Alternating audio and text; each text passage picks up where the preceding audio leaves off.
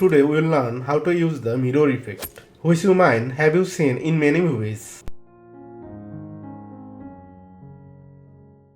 Let's jump straight into the timelines. I am using drone footage for this. Now let's go to the effect and search for mirror.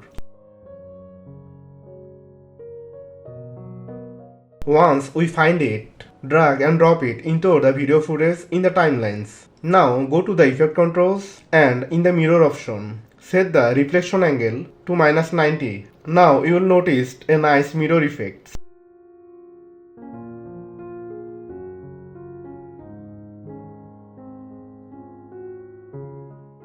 appearing in the middle of the video. After that we can add an text effect we want. I'll use text tool and write mirror.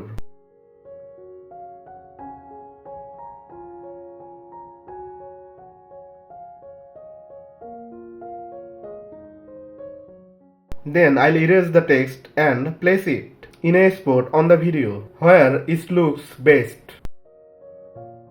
Finally, I'll center the text layer and apply the default transition.